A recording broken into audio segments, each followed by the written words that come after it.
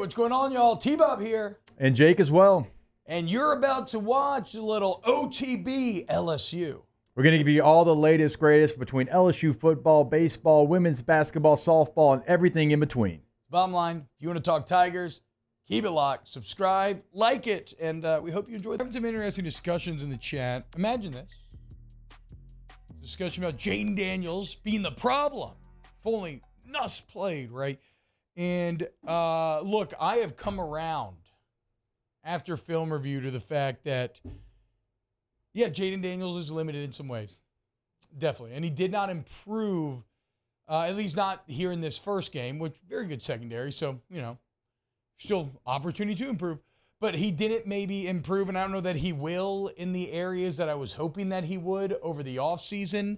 But the only point that I would add on this is if you really believe that Jayden Daniels is the problem and Garrett Nussmeier is the answer, and like you win with Garrett Nussmeier, well then, by extension, you're saying that Brian Kelly is an idiot or that he doesn't know what he's doing.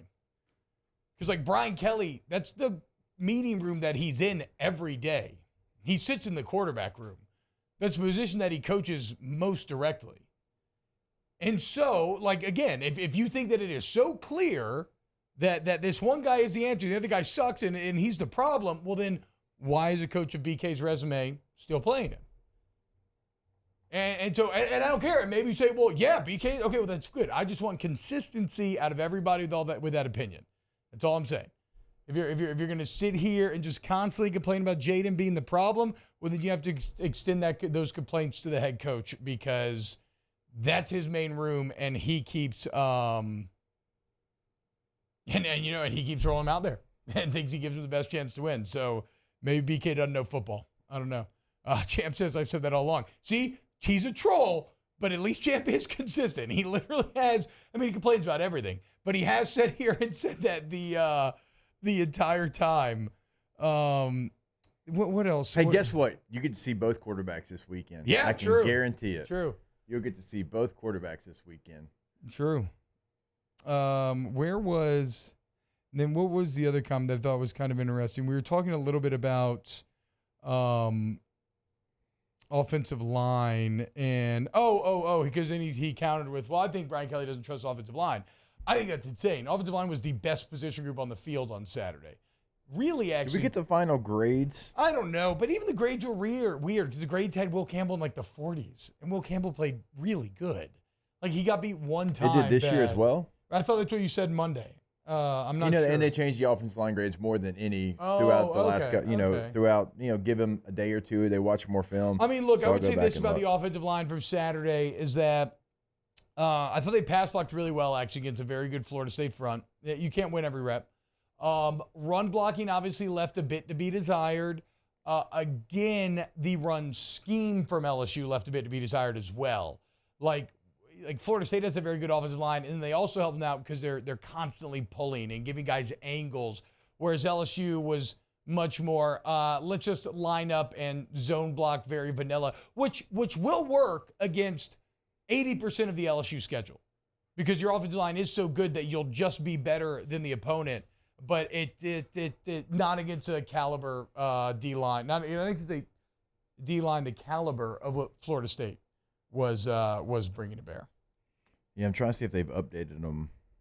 Just because I'm curious, because the film kind of told the same story that you just mentioned for me as well. Right? Like nothing jumped off. Like you actually got to the point. You had pressure, but it wasn't pressure because of you getting beat. I think it was pressure because you invited pressure. Well, it's like the 4th and 1 call that we broke down yesterday. Maybe in a perfect world, the quarterback's seeing the field a bit better and just makes an executive decision to switch that to Mike Middle and deals with pressure coming off the edge in rather than what ended up happening. Like I got to the point, Jake, where I almost wasn't even watching the end zone view on those pass plays as much because I was trying to look at like route combinations and other things like that because the offensive line was just kind of so solid. The program director says Jayden actually can't make improvements. This is who he is. I mean, again, I find that I still I don't know. I guess I can't really argue against anybody who has that opinion right now. You know, he's going to have to prove that he can, because certainly there were moments in which he looked as limited. I will say this, though. It was a far cry from, like, Auburn last year, A&M last year. Like, if what you saw at Florida State, what you saw at Jayden Daniels Saturday, if that is the floor, then this is going to be a great year, right? So that would be my hope, that you would only get better from here. But we'll see. We'll see. And I think you can do a slightly better job of putting him in positions. Yes, I agree with what T-Bob just said. The updated grades have Emory Jones rated as your highest offensive lineman at 72%. Okay. Charles Turner, 68%. Campbell was still pass blocking 50.8% and didn't give up a sack. So how? Not even really a pressure that much. Yeah. Run blocking, I guess. No, this is pass blocking. Okay. Pass blocking grade. Was Miles Frazier lowest graded? Yes. Yeah, I thought so. Miles, he would have been the closest to struggling that I would say from the other night, but even he wasn't. It wasn't awful. And look, the D line played pretty well also. Edward O saying, "Oh well, the D line. I thought that was actually the best group on the night." And tough thing to say when you give up 7,000 points and 600 yards, but the interior of the defensive line certainly flashed. Braden Swinson flashed off the edge. It's the thing that I'm most excited about this Saturday.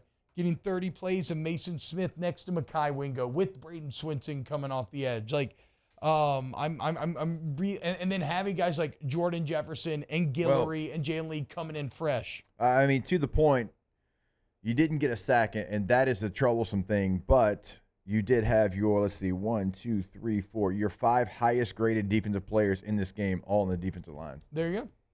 Starting with Mekhi Wingo, and then Swinson, and then Guillory, and then Jefferson, and then Ovi. And kind of reinforces how good the play design and execution by Jordan Travis was, and how dynamic those receivers were, and what a weakness the secondary was in this game as well. Your lowest rated defensive player? Let me think. Harold Perkins. Yeah, got to be.